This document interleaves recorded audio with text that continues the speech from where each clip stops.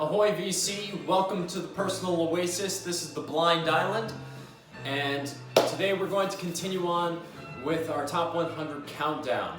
I want to thank everybody who has entered into the Personal Oasis contest. All of your entries have been fantastic so far. I think I'm almost 100% caught up. If you're interested in joining, feel free to do so. Prizes are a $50 payout, a $25 payout, and a free selection from our marketplace on Discogs. We also are including coffee in there. Hopefully we'll have the coffee available for you with everything that's been going on. It's been a little crazy, but hopefully that will be included as well. I'll let you know as that draws closer.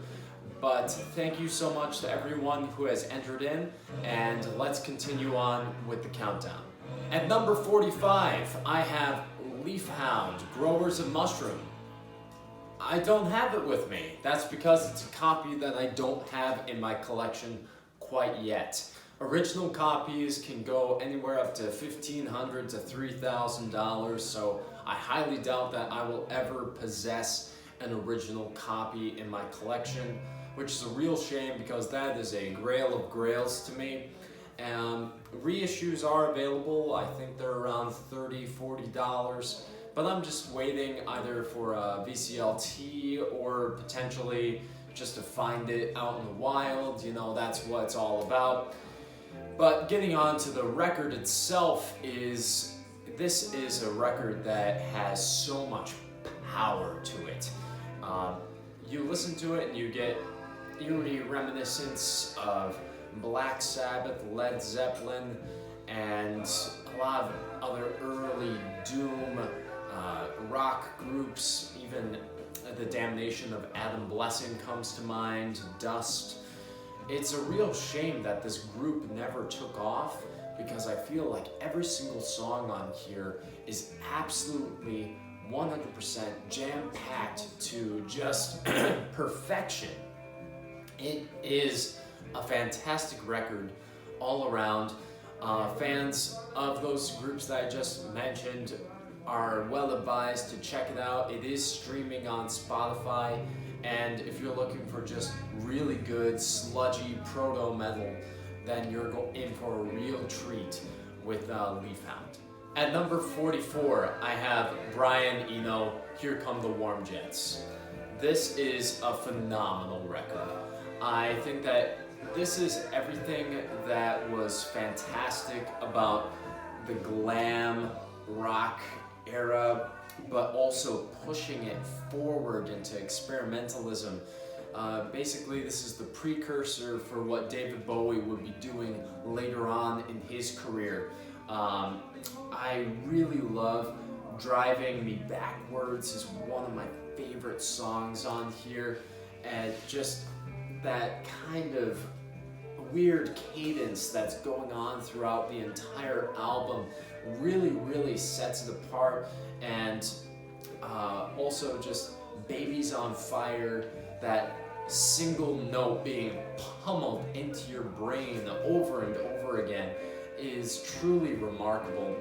It is one of those records where I feel like, you know, the Velvet Underground and Nico gets a lot of credit for bringing forth all the sorts of genres within rock music, but I feel like Brian Eno's Here Come the Warm Jets had just as much of an impact, especially on the krautrock and the punk rock scene to come out soon. And at number 43, I have John Fahey's Fair Forward Voyagers. John Fahey shows off that he is the king of American primitivism in this album. He takes the acoustic guitar and stretches it to lengths that it's never been stretched to before. An absolute masterwork of psychedelia meets Americana.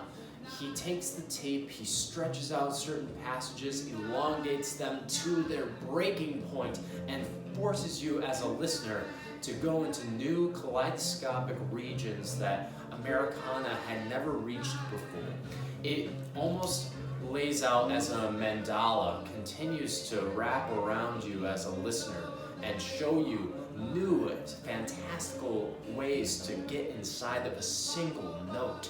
It is fantastic, phenomenal listening, and I highly suggest that anyone who hasn't really given John Fahey a chance before to go to this point. At number 42, I have Bill Evans and Jim Hall, Undercurrent Beauty. It's the one word that I can use to describe this album. Absolute beauty.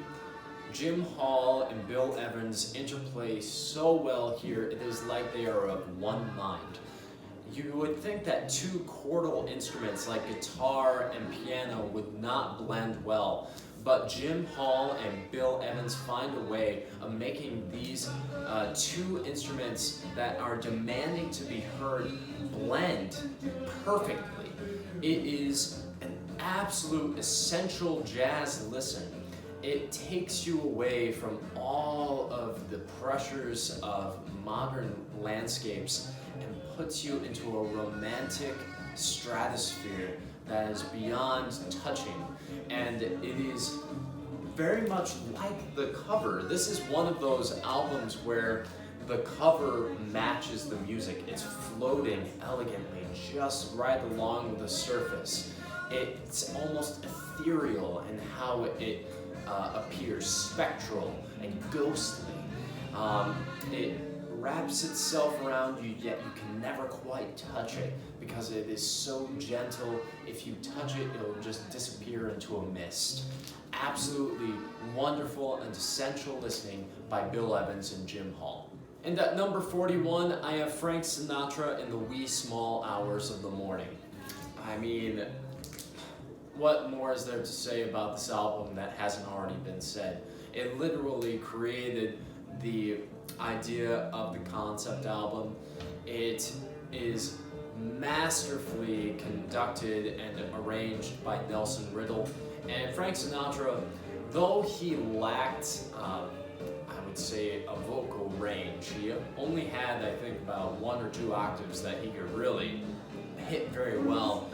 He completely sucks you in with just a single note of his voice. His phrasing in here has never been better. While not technically known as a jazz singer, I would say that his phrasing in here puts him right in there in the conversation.